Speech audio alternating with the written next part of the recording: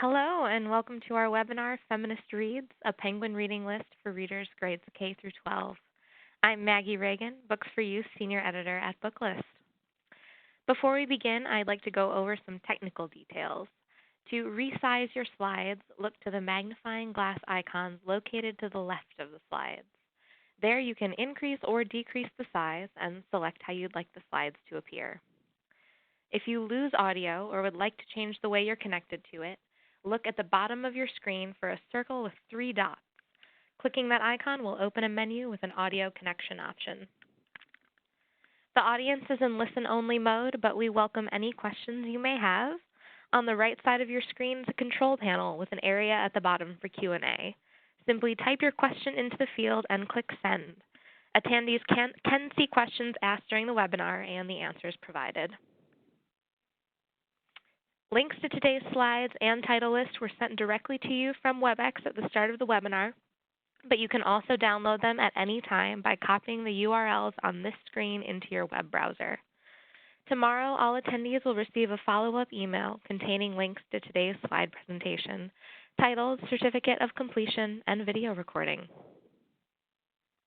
Today, we have the pleasure of hearing from Rachel Weiss, Associate Manager of School and Library Marketing with Penguin Young Readers, Summer Ogata, Marketing Manager of School and Library Marketing with Penguin Young Readers, and Evette Dionne, author of Listing as We Climb, The Black Women's Battle for the Ballot Box.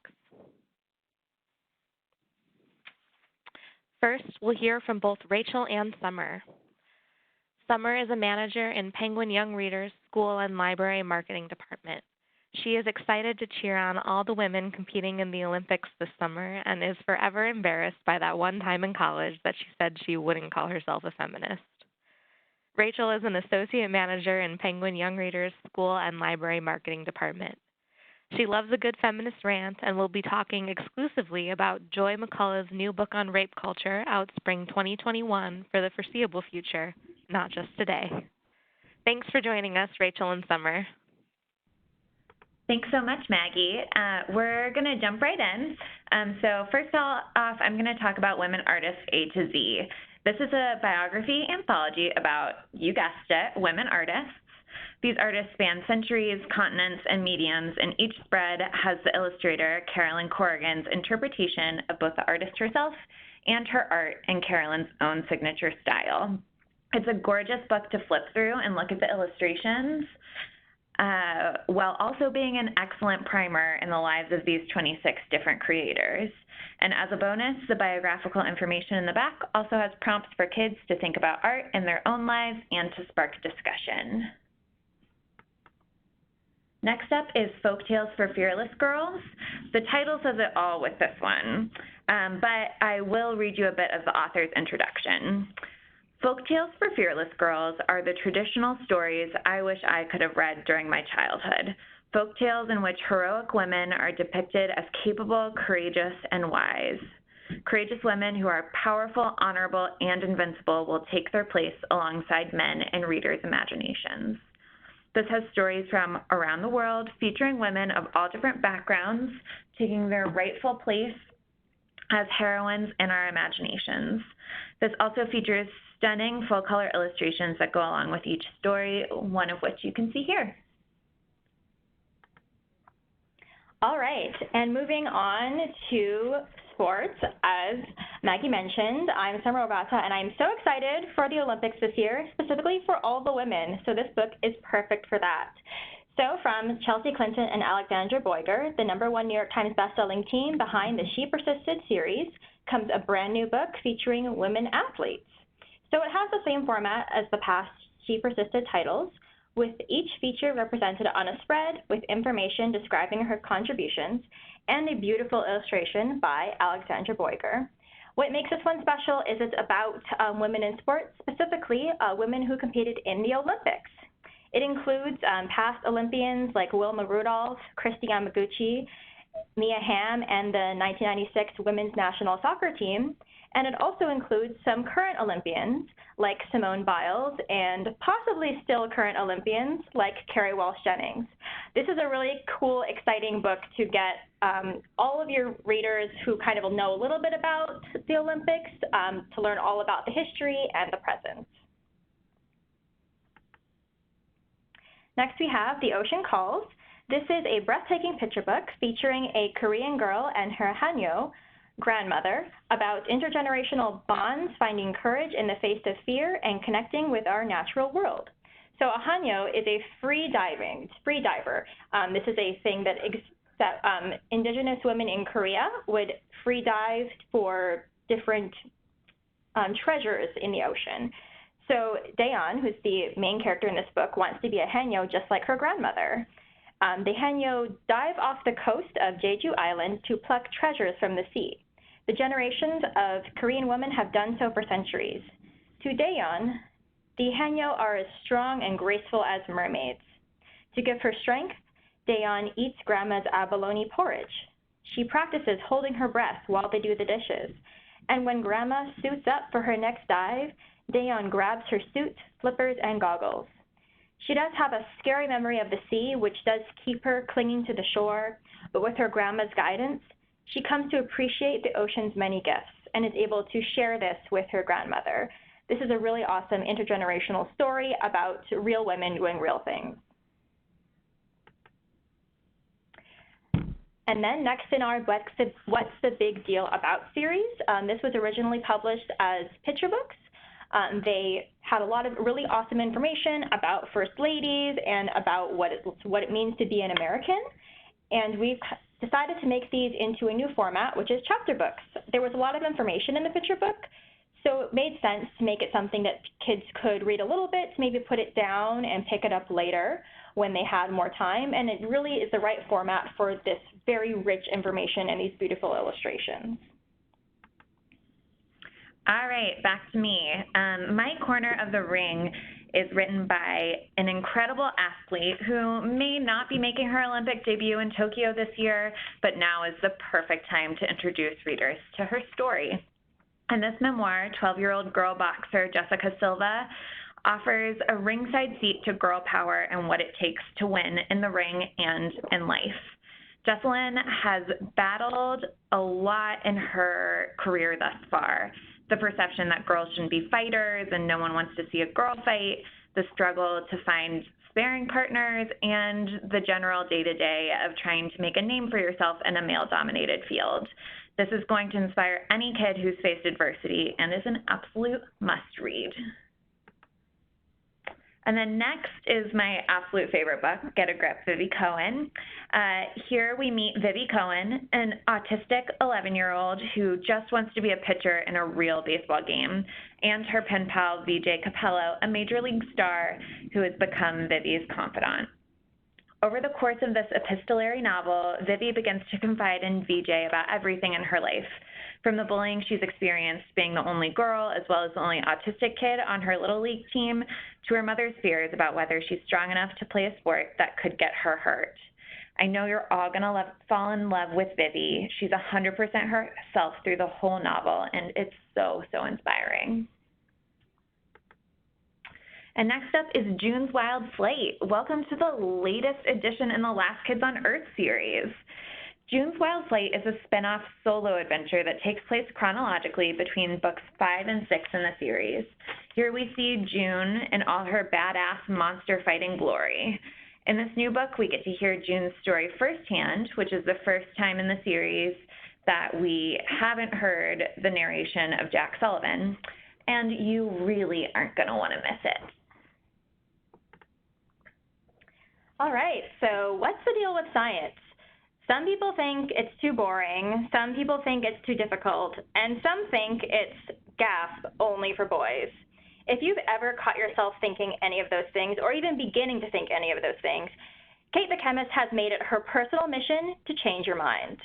Kate the Chemist is Dr. Kate Bieberdorf, a science professor at UT Austin by day and a science superhero by night. The Big Book of Experiments on the left is just that, a collection of fun, easy experiments that you can do with materials that you might have on hand, or if not, that you can purchase at your local big box store. And on the right, Dragons versus Unicorns is a brand new chapter book series featuring Kate as a young girl who loves science and uses it to solve problems at her school. All right, and our last middle grade title we're going to talk about today is Dress Coded. This is everything that I needed in middle school. It's based around a podcast that a few friends are putting together, which makes the girls at Fisher Middle School share their stories of being dress coded by the administration and sparks a rebellion.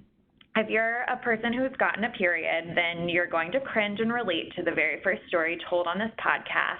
One of a girl who gets her period unexpectedly in the middle of the day and takes off her jacket to tie it around her waist, exposing the tank top that does not fit into the dress code. This is full of stories like this that most every female presenting kid and adult can relate to, and you're not going to want to sleep on this novel. On to some YA. Juliet takes a breath. Now we're going to talk about some intersectional feminism. Juliet Takes a Breath is the perfect primer for anyone who's starting out on their feminist journey. We follow Juliet, a self-proclaimed Puerto Rican baby dyke from the Bronx, as she comes out to her family and then immediately flies to Portland, Oregon to intern with her favorite feminist writer. Once she's there, things don't go as planned. Her hero is white and is like the actual definition of a white feminist who hasn't taken into consideration the intersections that race and sexuality bring to the party. So Juliet has to figure this out all for herself, and that journey is not one to be missed. All right, next we have nonfiction, Fly Like a Girl. So on July 29th, 2009, Air National Guard Major Mary Jennings Hager was shot down while on a medevac mission in Afghanistan. Despite being wounded, her courageous actions saved the lives of her crew and their patients, earning her the Purple Heart as well as the Distinguished Flying Cross with Valor device. That day also marked the beginning of a new mission, convincing the U.S. government to allow women to serve openly on the front line of battle for the first time in American history. With exclusive photographs throughout, Fly Like a Girl tells the inspiring true story of Mary Jennings Hager, a brave and determined woman who gave her all for her country, her sense of justice, and for women everywhere.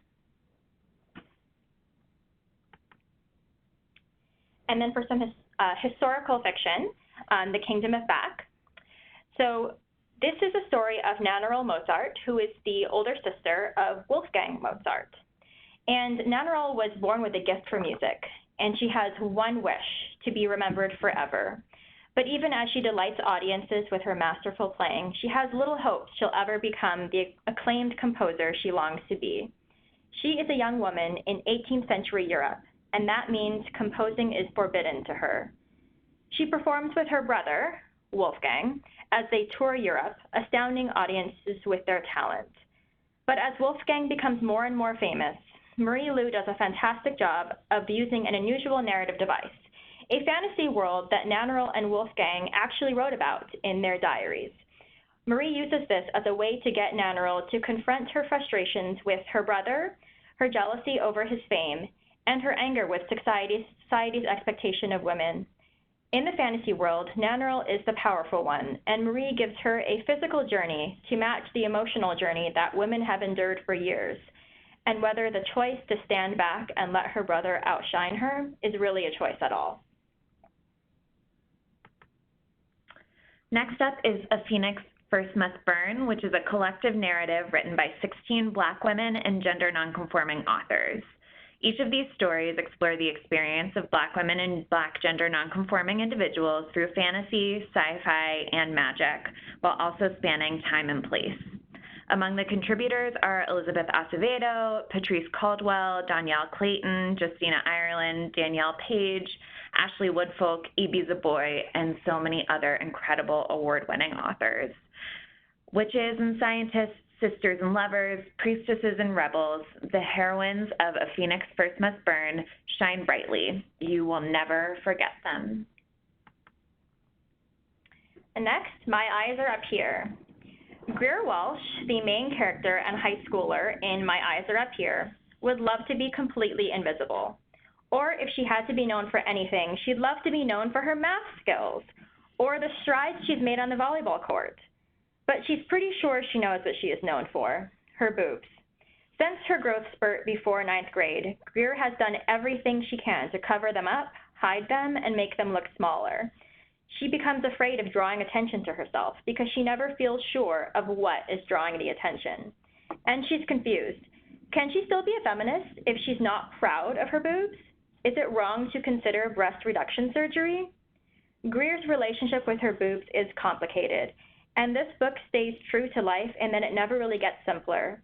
But what Greer does get throughout the book is better support, both literally through a nearly magical sports bra that lets her play volleyball without thinking about her chest, and through her relationships with her mom, her friends, and a new boy in school who helps her see her body as not always something that needs to be fought against and constrained. So how many times have you heard the saying, "he must like you," in response to a story you've told about some creepy dude? The answer is too many times, most likely. In Danielle Young Ullman's newest novel, she creates an authentic, angry, and surprisingly funny and romantic look at sexual harassment. Libby is a waitress, and when Perry Ackerman, a serial harasser and most handsy customer at the restaurant, pushes her over the edge, she dumps a pitcher of sangria on his head. Now Libby has to deal with the fallout and the increasing rage she feels, while also dealing with her family and the new boy at school that she just might like. This is a timely but timeless story about consent, rage, and revenge, and the potential we all have to be better people. And then the Wits and Daughters. We're going to talk about reproductive freedom a bit with the Wits and Daughters. This novel follows two women separated by centuries, but connected by a desire to control their futures. The main story centers on the Whitson girls, three sisters and cousins who are dealing with an unplanned pregnancy. This is all narrated by Jane Murphy, a ghost from a century earlier who fought for her own freedom from an arranged marriage and to keep the child she's pregnant with. This gorgeously written novel leaves readers with a profound sense of the unbreakable thread connecting generations of young women who sought and continue to seek control of their destinies. All right, so now I'm going to talk about two books that are coming out in paperback soon. So I hope you've heard of Shout by Laurie Halse Anderson, but if you have not, this is award-winning Speak author Laurie Halse Anderson's New York Times bestselling poetic memoir and call to action. In free verse, Anderson shares reflections, rants, and calls to action woven among deeply personal stories from her life that she's never written about before. Shout speaks truth to power in a loud, clear voice, and once you hear it, it's impossible to ignore. In Amal Unbound, 12-year-old Amal lives in Pakistan, where she absolutely loves school and dreams of being a teacher one day. But then the unthinkable happens, and she accidentally insults the worst person she could possibly insult, the son of the most corrupt man in town. As punishment, she's forced to work for his family as an indentured servant to pay off the debts her family now owes them. This sounds like it'd be difficult to read, but Amal's positivity in every situation shines off the page. All right, now we wanted to talk about some books that cover topics that are vital to understanding intersectionality. So first off, Beyond the Gender Binary will help everyone realize that gender is a social construct and people of all genders should be involved in the feminist movement. Imaginary Borders deals with colonialism and how that intersects with the climate crisis. The New Queer Conscience speaks to the idea that queer people anywhere are responsible for queer people everywhere. This Is What I Know About Art talks about racial inequity in the art world and how young people can go about changing it. And Anti-Racist Baby is the newest book by scholar Ibram X. Kendi and is here to foster an anti-racist mindset with the youngest readers. All of these topics are so vital when we talk about feminism. Feminism doesn't exist in a vacuum, and while we talk about lifting up women and girls and fighting sexism, we also need to discuss the dismantling of homophobia, racism, and colonialism alongside it. And then quickly, we're going to move on to some books that were on the most recent Rise, a feminist reading project for ages 0 to 18, which is formerly known as the Amelia Bloomer Project. But before we get to that, I just wanted to do a quick shout out that we do have advanced readers copies of some of the books previously mentioned to give away. I forgot to put this on the slide, but you can email me, Rachel, at rwease, which is RWEASE, at penguinrandomhouse.com, and I'll put the email address in the Q&A box for future reference. And I know Rachel just told you about anti-racist babies, but we also have some baby feminists. What do Ruth Bader Ginsburg, Mae Jemison, Frida Kahlo, Barack and Michelle Obama, Gloria Steinem, Dorothy Pitman Hughes, Billie Jean King, Yoko Ono, and Malala Yousafzai have in common? They're all feminists, and they were all once babies. This irresistible board book invites you to lift the flap and discover what your favorite feminist icons might have looked like as babies and toddlers. Oh. I don't know if you guys are seeing a blank slide, but I am. But I'm just going to keep on talking, and though that weren't the case. So the books on this slide are picture books on the Rise list. The first is At the Mountain's Base, a picture book celebrating the bonds. Hold on 1 second. We're going to figure out this technical difficulty.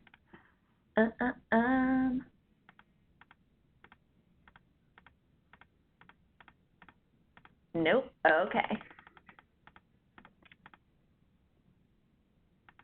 That's all right. We're going to figure this out. At the Mountain's Base is a picture book celebrating the bonds of a Cherokee family and history-making Native woman in the military during World War II. Hair Love is about Zuri and her father, who's a novice hairstyler and helps to find the perfect hairstyle to help her feel special. Raise Your Hand is about 11-year-old Alice and how she challenges girls to have confidence to raise their hands and to speak up in class. And Billie Jean, this one is all about nonfiction, about the tennis phenomenon Billie Jean, who fought for fairness in women's sports and proved that men and women are equal on and off the court. There we go. We're back. Not quite, but we're getting there. All right, so there we are. Woo! Middle grade. So our middle grade title is Strange Birds by Celia Perez, by the author of First Rule of Punk. Strange Birds is the story of 4 kids who form an alternative scout troop that shakes up their sleepy Florida town, and they may or may not turn into bird activists in the process. All right, for the YA titles, All the Bad Apples, Dina sets off across Ireland to search for her missing older sister, Mandy, learning the troubled history of generations of women in her family along the way. As Many Nows as I Can Get, reflecting back and forth between the present and the past, Scarlett recounts the emotional challenges of her first year of college, recovering from intense relationships and discovering new ones. And as we already heard about Shout, this memoir in verse, Lori Halse Anderson recounts her experiences of sexual assault, its impact on her life, and how she continues to speak up for survivors. All right, and finally we have Lifting as We Climb, Black Women's Battle for the Ballot Box. I'm going to give you a super quick pitch, and then we can get on to the interview.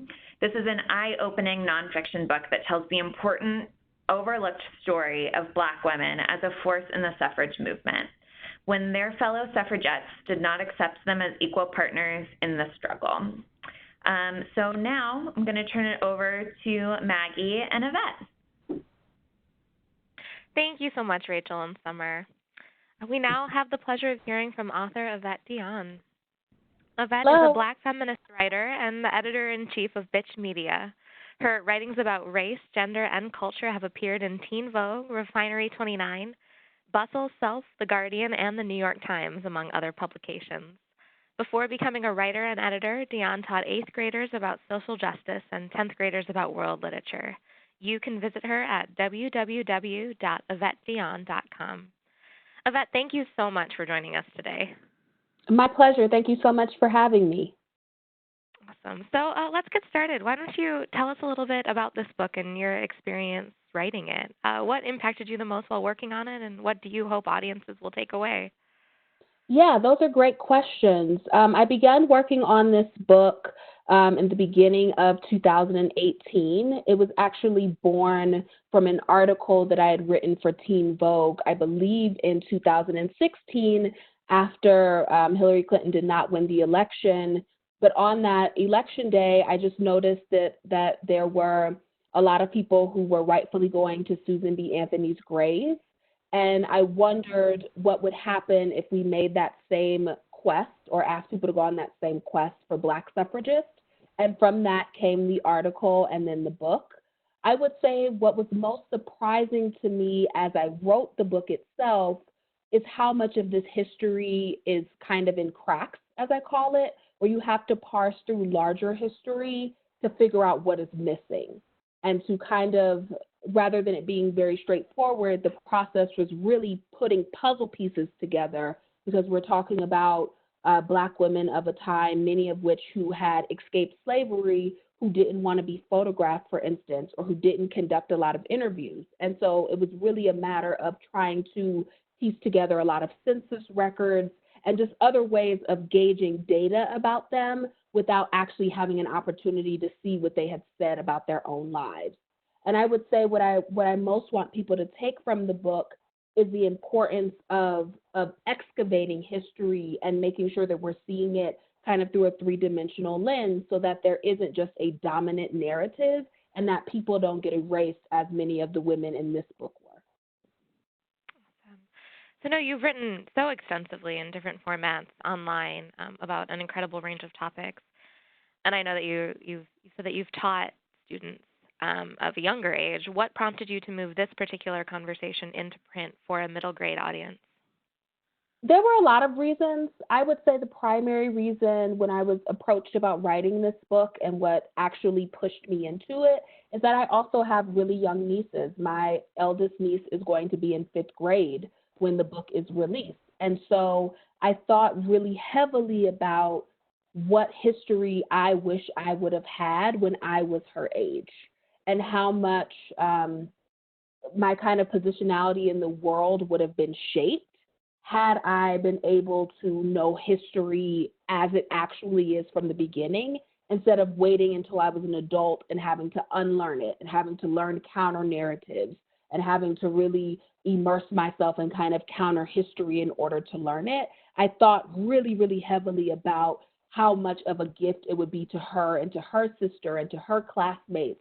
And I kept that in mind as I wrote the book and as I immersed myself in the history, is what would I want them to know? And that is what drove me, I would say, from the beginning of this process until the end. Sure. Well, you mentioned all of the people who were erased from this history, and throughout the book you profile many different Black women who participated in both abolition movements and voting rights movements. And there are a few, like Harriet Tubman and Sojourner Truth, who probably will be familiar to younger readers, but a lot of them will most likely be new. But I know when you're putting together a book like this that not all of the research ends up making it into the final version just because there are so many constrictions. So I'm wondering if there are women that you found in your research whose stories didn't make it into the final book, and if there are any of them that you would like to talk about now. Yeah, I mean, the biggest one for me, even though she's a well-known name, I would say the biggest person who didn't get to make it into the book is Rosa Parks. And not Rosa Parks as the way that we traditionally think about her and the way she's kind of been framed in our public imagination as like an elderly woman who was tired and she sat down, but as an activist and a strategist and an organizer who really is, in many respects, kind of the crux of the civil rights movement that we talk a lot about voting. But it was her very strategic action, not just on the bus on that particular day, but in terms of traveling to the South and documenting, particularly around sexual assault. That was the true catalyst for the civil rights movement. And I wish I would have had, because she wasn't directly tied to voting, it was difficult to figure out how to put her into this particular narrative, but I wish I would have figured out a way because so much of her history has been erased, as many of the women in this book have been. And there was I think, so many things in this book that I went in not realizing how interconnected that they all were. I went into this Right. expecting to read about voting rights and suffragette, and I just didn't realize the extent to which the seeds of the suffrage movement were sown in the abolitionist movement. And an uncomfortable truth that you talk about is that many white suffragettes were really single-minded in their quest for the vote, and they were willing to deny or overlook black women's rights if it meant a quicker achievement of their own goals. And in your preface to the book, you discuss learning about these aspects of the movement later on in your life. And I'd like to know, how did this erasure of black voices from the movement change your own understanding of suffrage and women's rights? It changed everything for me. I often say that, I've had two kind of bombs dropped on me in my life that changed everything I've ever known. This book is one of them. I would say going to grad school always and taking my very first intro to gender studies class shook up everything I'd ever known. And I would say this book is the second part, because what it made me really think about is how much other history I don't know, or that I think that I know thoroughly, and I really don't even have a handle on that history. It made me very humble in realizing what I don't know. And I would say in terms of this book itself, when we think about how all social movements are interconnected, that there's always a through line, of course, of an end goal. In this case, the end goal, once we got to the 60s particularly, was to have a Voting Rights Act. That became kind of the linchpin and the hallmark of whether or not that movement was successful. But I think about the fact that it took generations of work to get there. Like, we were talking from the 1800s until 1960, and then to just have about 50 years of that right being enshrined without being challenged. And now the fact that it's upended 50 years later, it really gives you a perspective on the arc of history and how fragile those, what we call legal gains are, where you think that because it's enshrined in law, it's protected. This book helped me realize how much work it took to get there, how many people were harmed and sacrificed to get there, and how one Supreme Court case can undo all of the gains that were made over those generations. And so I think a lot about that in terms now of reproductive rights and immigration and all of the issues that are before the court, and how little control essentially we have over whether or not those what we consider hallmarks of freedom remain that way moving forward. Sure. So you quote a speech from Frances Ellen Watkins Harper, and this is a speech that she delivered in 1866, demanding that black women be treated as equals in the suffrage movement. And in it, she said that white women, like men, can be divided into three categories, and I'm quoting her speech right now: the good, the bad, and the indifferent.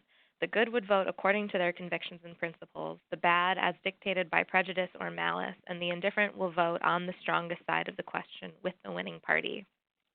And I just want to talk about this quote for a minute, first of all, because it actually reminded me of a Martin Luther King quote where he talked about the greatest threat being the white moderate who's more devoted to order than to justice. Yeah. And then partly just because I know that she gave that speech over 150 years ago, but for me, those words just still really struck a chord with our current climate. And I'm wondering if you think those categories still apply, and how relevant you found those words today. Oh, absolutely. I absolutely believe that phrase and that the way that that was quoted still applies, primarily because we watch, I would say that right now in our current political climate is the very first time I can remember feeling as if I was living history in real time, that people are going to look back on this moment, historians and just lay people and political pundits, whatever it looks like 50 years from now, are going to look back on this moment, and it's going to be so decisive in the ways in which this country goes moving forward. And not just the United States, but around the world, like the movement around the world around fascism particularly is just, I mean, we are watching it happen in real time, and I think many people are cognizant of that in a way that I can't remember it being that way before. And so what I often say is, people, when they talk about the time before abolition during enslavement and they talk about the civil rights movement, people always question what they would do or how they would act during those times, or say, I would have done this or I would have done that. Now is the actual time to put that into action. Are you going to side on the side of being right and just, or are you going to be on the side of trying to entrench power by any means necessary, even if it comes at the expense of marginalized people? This is the moment to put that into action. And so I think this particular quote, as well as Martin Luther King's quote, which you mentioned, help frame that of where do you stand in this moment, because that is what history is going to look back upon. And even if it's not you individually, but as a country, where did you go and what were the consequences of your action or inaction? When you look back at the research that you did for this book and look at how interconnected all of these different movements were and how pervasive some of these attitudes, many of which were very racist, still are, how do you feel about our future? I am Easy not question.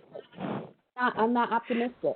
You know, I do believe I do believe that our politics exist on a pendulum of, you know, just and right and corrupt, to be honest. And I am not hopeful, given just looking at what has happened specifically with voting rights and voter suppression.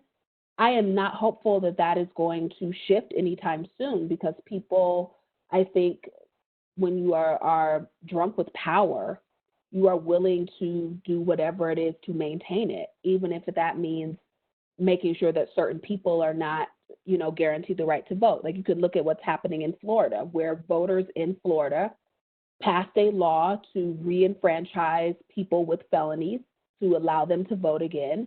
And that was, you know, a hallmark, and it was celebrated on election night. And within 3 months, the legislature there passed a law that's essentially a poll tax, that in order to vote, if you are a felon, you have to pay off every single fine that you have, which is essentially a poll tax. It is creating a barrier to entry for voting. And so I am not hopeful that in the future that is going to shift. I think in the United States, where we don't have term limits, which is another thing, and we know that early voting tends to side or be in favor of one party over the other, that we are going to continue to see barriers erected to make it difficult to vote. And I am not hopeful in any way that that is going to shift anytime soon. How do you deal with that? I mean, I think it's a huge burden to bear on a daily basis. I mean, I think about, I'll be honest, when I got to the end of this book, I cried, because it helped me realize how much work had been done by so many people for so long to end up almost identically in the same place. Like, yes, we don't exactly have Jim Crow in the way that it was constructed, and people are not being intimidated in the way that they used to be if they wanted to register to vote. But the barriers that are erected are just the same tools in a different format, in a more palatable format, in a way that people can get behind. Like, why shouldn't you have a voter ID, right? And so the way that I deal with it is reminding myself of how long the arc of history is, that even if in the next 60, 70, 80 years, it continues to be this way, a tide will turn at some point. And so every step that you make, whether that's registering yourself, making sure people in your community are registered, you know, showing up to the ballot box, educating people on being more civically minded, there are small steps that you can take that help turn that tide. Like, even if you don't see it in your lifetime, every small step that you take can lead toward it, and that is what gives me hope. You took the title of the book from the motto of the National Association of Colored Women's Clubs, and it came from the idea that, as you write, getting the vote wasn't the end goal, improving the lives of African Americans was. Will you speak a little more about that idea and how it applies in today's climate? Yeah.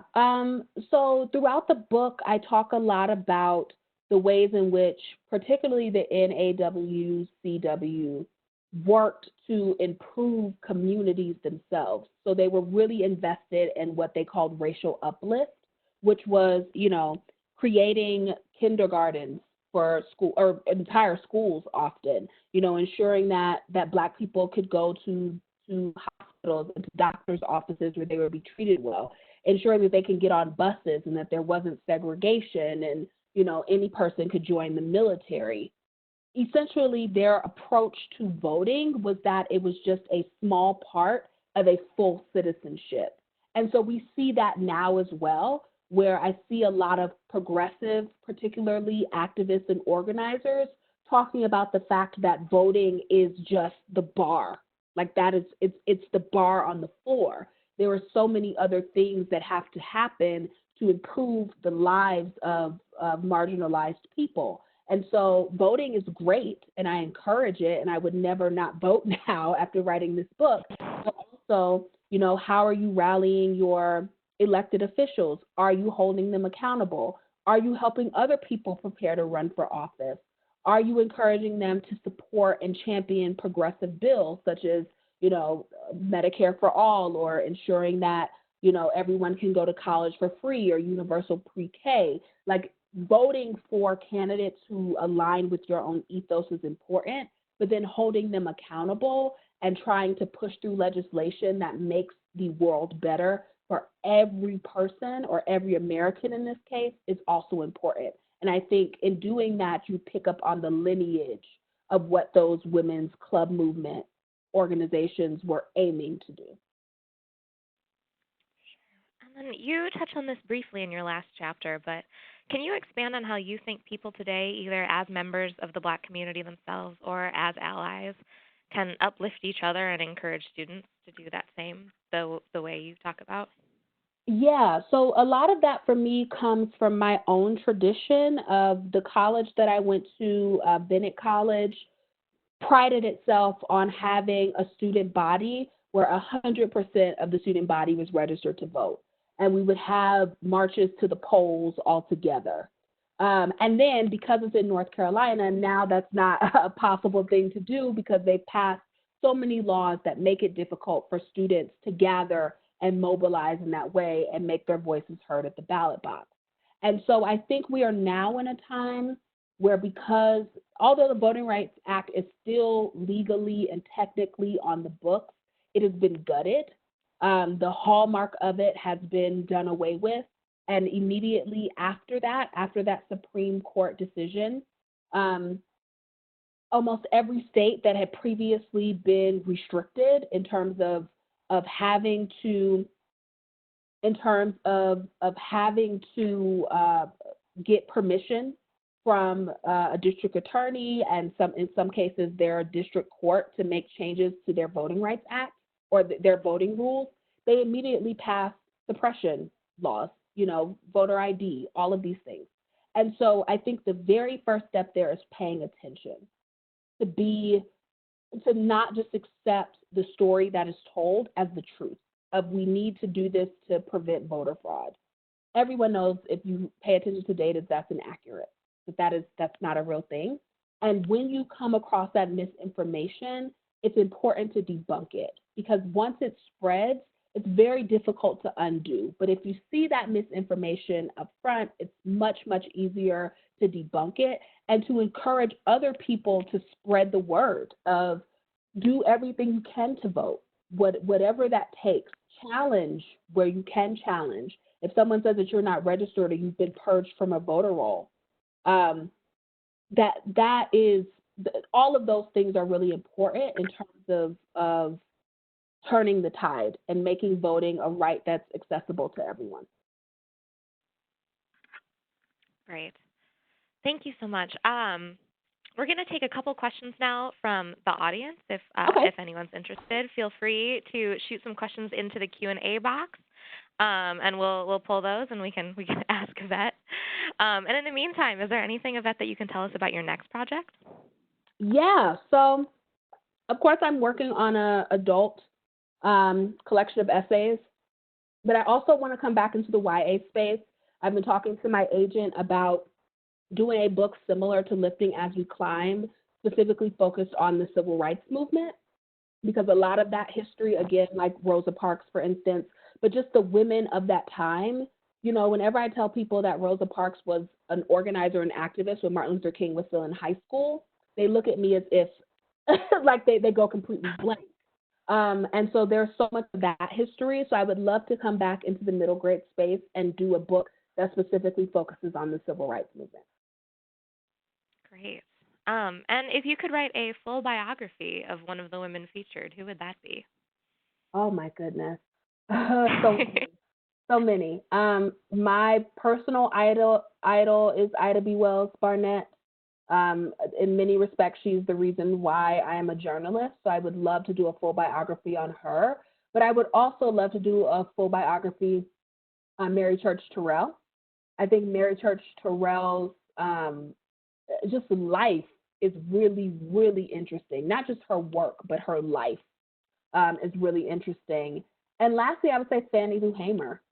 I think Fannie Lou Hamer is just, a hallmark of the civil rights movement in general, but the work that she did around voter suppression as someone who didn't graduate from high school is just, unbelievable. Yeah. From the audience, someone wants to know, what advice would you give to youth who are trying to get the real history of issues? Oh, that's a great question.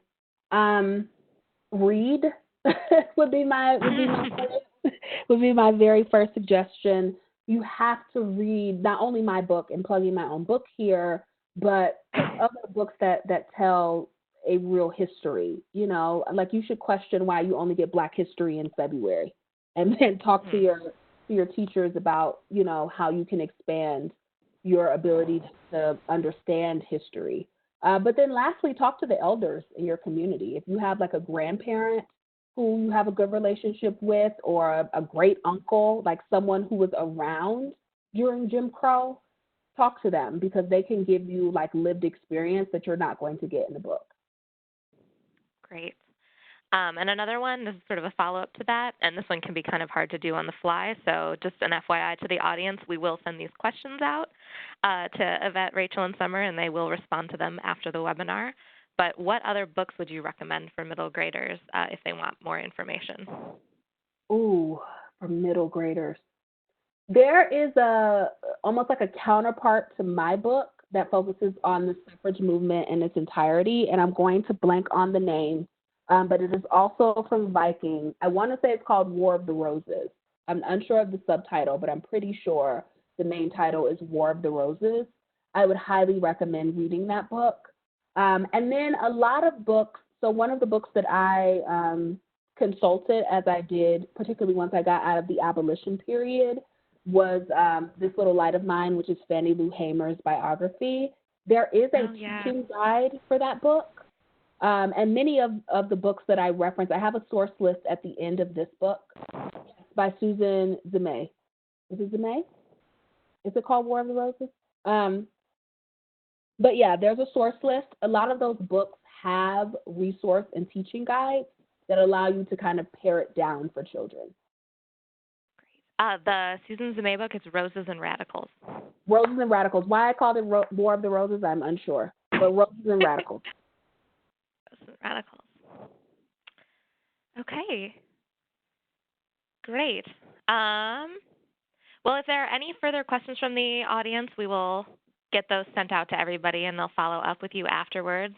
And in the meantime, Evette, thank you so much for speaking with me. This has been amazing. My pleasure. Thank you so much for having me. Oh, my God, of course. It was our pleasure. Okay. And Rachel and Summer, thank you for all of the great reading recommendations. Tomorrow, all our attendees will receive an email containing links to today's slide presentation, certificate of completion, and video recording.